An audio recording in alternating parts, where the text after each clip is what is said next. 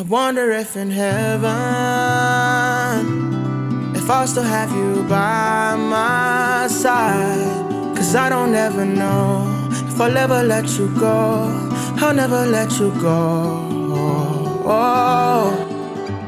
안녕하세요. 슈퍼리치더하우스 채널의 한성원 대표입니다. 안녕하세요. 매트라이프 생명의 김소전 FSR입니다. 안녕하세요. 한 주 동안 네. 잘 보내셨죠? 물론이죠. 네. 오늘 다룰 주제는 어떤 네. 건가요? 대표님 혹시 요즘에 펜트하우스라는 드라마 보신 적 있으세요? 네. 본 적 있습니다. 저 굉장히 좋아하는데요. 아, 그래요? 그 드라마에서 자주 나오는 이야기가 있어요. 어떤 이야기죠? 거기에 그 주인공인 악역인 그 주단태라는 주인공이 있는데 네. 그 사람이 아들한테 이런 말을 해요. 석훈아, 이 펜트하우스 전부 다 네 거야. 이 땅도 빌딩도 다 네 거야. 뭐 이런 대사가 되게 많이 나오거든요. 네. 근데 부러우신가 봐요. 아, 그런 대사를 제가 들으면서 되게 걱정이 많이 돼요, 사실은. 왜요? 아니, 저게 드라마니까 저런 말을 쉽게 하지. 저게 실제 상황이면은 나중에 저 아들이 저거 다 상속받고 상속세를 어떻게 내지? 뭐 약간 이런 직업병적인 상속세. 약간 이런 상속세. 걱정이 많이 되더라고요. 그쵸. 네, 그래서 오늘은 많은 자산가분들이 걱정하시고 또 준비하셔야 되는 상속에 대해서 이야기를 해보려고 합니다. 네. 그런데요. 네. 상속세 또 증여세는 엄청난 부자들만 해당되는 사항이 아닌가요? 그렇게 생각하실 수도 있는데요. 보통 네. 일반인들은 뭐 이렇게 드라마나 영화나 뉴스에서나 보는 얘기다 이렇게 생각을 하실 수도 있어요. 네. 그런데 사실 이런 부분들은 본인이 가지고 있는 재산의 정도에 따라서 내실 수도 있고 내지 않으실 수도 있습니다. 네. 그러면 먼저 상속의 개념부터 짚어볼까요? 상속이란 사망에 이르기까지 사회적, 경제적 활동으로 인해 형성된 법률 관계나 재산이 특정인이나 단체에 이전되거나 승계되는 것을 말합니다. 상속인은 피상속인의 재산에 관한 권리 의무를 포괄적으로 승계하므로 상속인이 상속을 포기하지 않는 이상 채무도 승계됩니다. 그럼 상속에도 순위가 있지 않나요? 네, 물론 그렇죠. 있죠. 누가 먼저 받을 권리가 있나요? 맞습니다. 이게 법정 상속인이라고 해서 순위가 있는데요. 네. 1순위는 이제 직계 비속이라고 해서 자녀입니다. 그래서 네. 아래로 상속은 내려가는 이제 이게 첫 번째가 되고 네. 그 다음 바로 위 이제 부모님인 직계 존속 이렇게 되고 그 다음 3순위는 이제 형제 자매 네. 그 다음은 이제 사촌 이내의 반계 혈족 이제 네. 이런 식으로 순위가 이루어져 있습니다. 네. 네, 다음에 상속세 우선순위 이 화면 한번 보시겠어요? 보시면 1순위부터 4순위까지 이렇게 나와 있잖아요. 배우자의 상속순위는 직계비속, 즉 자녀가 있는 경우 공동상속인이 되고 배우자는 있는데 자녀가 없는 경우에는 부모님인 직계존속과 공동상속인이 됩니다. 네. 만약 직계존속, 직계비속이 모두 없는 경우에는 단독상속인이 됩니다.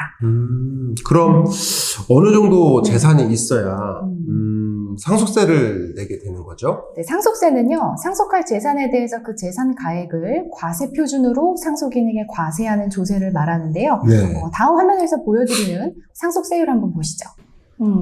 네, 지금 표에서 보시는 것처럼 네. 과세 표준이 이제 금액에 따라서 나와 있는데요.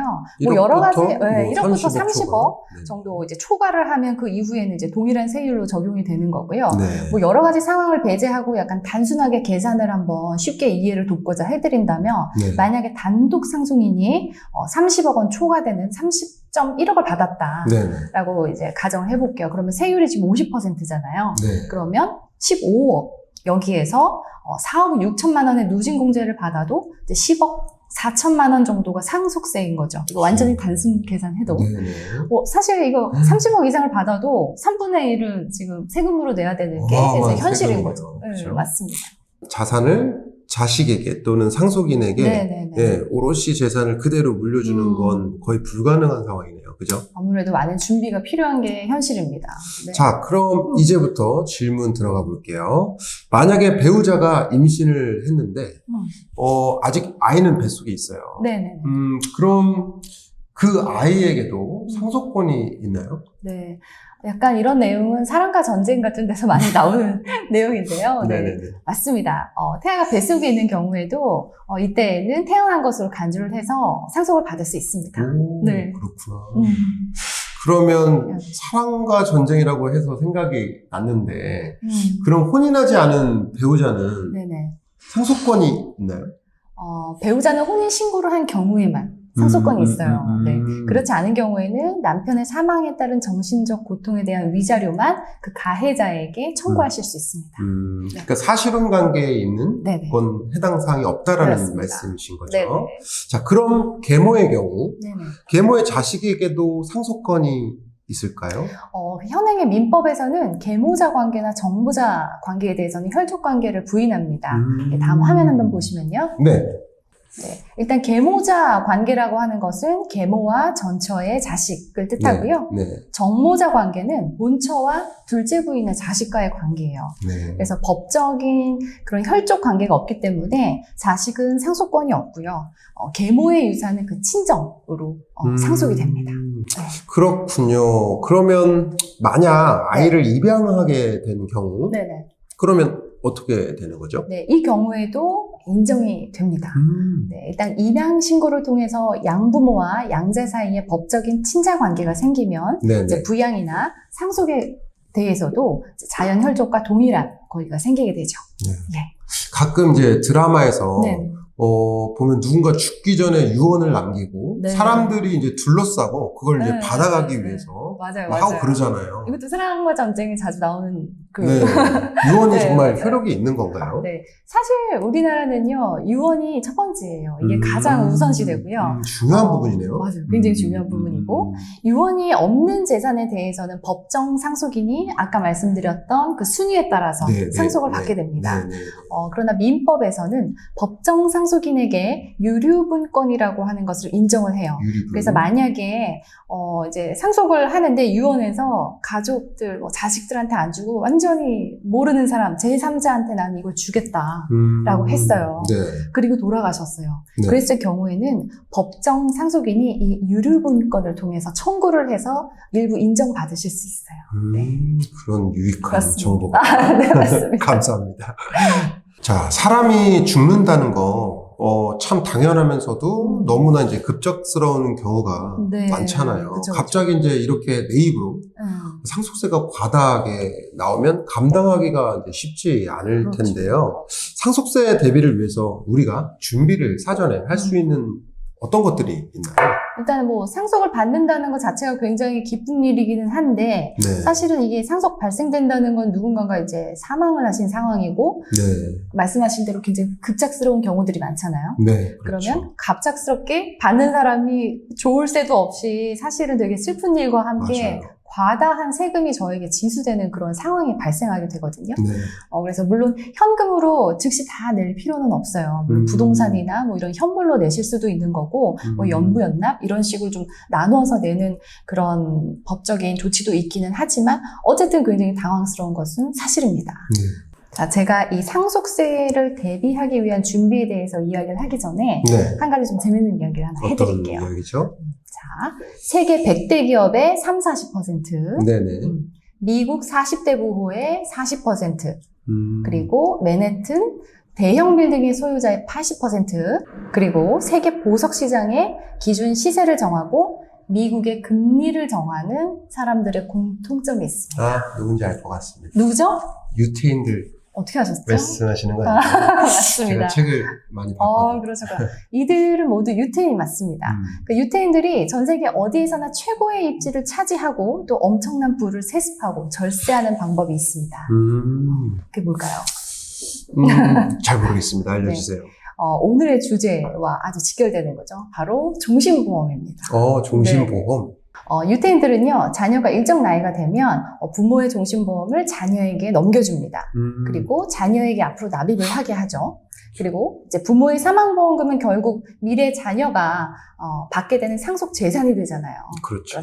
그 재산 형성을 위한 몫은 자녀 본인에게 직접 네가 책임을 져라. 이렇게 하는 거죠. 이런 방법들을 통해서 자녀에게는 어릴 때부터 경제적인 관념이 바로 서고 책임감을 갖게 되는 아주 좋은 그런 교육 방법. 많이 들어보셨죠? 유태인의 교육 방법. 이런 경제 관념에 대한 것도 굉장히 그들이 가지고 있는 장점이라고 할 수 있죠. 그래서 결국에 할아버지의 종신보험금을 가지고 아버지가 물려받아서 더 큰 종신보험에 가입을 합니다. 왜냐하면 재산이 더 많아졌으니까. 그렇죠. 그리고 그 아들은 아버지의 종신보험을 물려받아서 또 더 큰 걸 가입합니다. 그럼 어떻게 되겠어요? 대대, 손손, 태어나자마자 엄청난 부가 미리 축적할 수 준비되어 있는 있죠. 거죠. 뭐 저희도 마찬가지겠지만 딱 눈을 뜨고 세상에 태어났는데 저에게 딱 마련되어 있는 재산이 있으면 얼마나 좋겠어요. 그쵸. 너무 좋죠. 이렇게 삶을 시작할 때 시드머니가 있는 아이와 아닌 아이의 삶은 아예 다르다고 출발점이 생각합니다. 다를 것 출발점이 아예 다른 것이죠.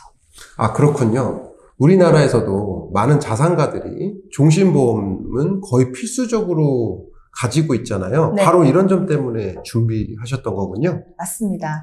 일단 중요한 부분은 자녀에게 일정한 소득을 만들어 주셔야 돼요. 어떤 임대소득이든 아니면 다른 원천이든 이런 소득만 있다면 이 종신보험을 가입을 하실 때 계약자와 수익자, 그러니까 돈 내는 사람과 돈 받는 사람을 자녀로 계약을 하시면 되고 피보험자를 부모님이 되어주시는 거죠. 네. 이런 계약이 성립이 되면 만약에 부모님의 유고 시에 사망보험금이 발생되잖아요. 그 사망보험금은 이제 자녀에게 돌아가겠죠. 그런데 이걸 세금적으로 생각을 하면 계약자도 자녀였잖아요. 네. 그리고 보험금을 받는 사람도 자녀이기 때문에 본인이 내고 본인이 받는 거예요. 네. 그래서 여기는 세금이 없습니다. 그래서 이렇게 생겨난 보험금을 통해서 부모님에게 상속받을 그 상속세를 내고 훨씬 더 큰 재산을 상속받게 되는 것이죠. 원래 그 보험료라는 거는 네. 보험금 대비해서 훨씬 적은 금액이잖아요. 그렇죠. 그리고 또 이런 얘기 하잖아요. 보험은 가장 어릴 때 들면 들수록 저렴하다고. 네. 그래서 아이들에게 이런 좀 계획적인 그 상속에 대해서 조금 고민을 해보시고 미리미리 가입하시면 정말 나중에는 큰 보험금으로 정말 대대손손 어떤 유태인의 그 부의 세습처럼 그런 결과가 나지 않을까 생각이 듭니다. 무엇보다도 저희 슈퍼리치더하우스 구독자 그리고 네. 지금 시청해 주시는 여러분들에게 굉장히 유익한 정보인 것 같아요. 네. 종신보험 저도 뭐 가입은 되어 있는데 사실상 뭐 구체적인 어떤 내용들을 알고 이렇게 가입한 게 아니라 보험 설계사 분께서 권유에 의해서 그냥 나도 해야지 이 정도로 네네. 사실 생각하고 가입을 했었던 네. 거거든요. 리뉴얼이 항상 그래서 필요합니다. 중간 네. 점검을 하셔야 그래서 됩니다. 네. 더더욱 오늘 이렇게 설명해 주신 종신보험에 대한 이야기가 되게 유익했던 시간이 아닐까 생각되는 네. 시간이었습니다. 네. 자, 저희는 다시 또 유익한 시간 그리고 에피소드로 돌아오도록 하겠습니다. 시청해 주셔서 감사합니다. 감사합니다. 감사합니다.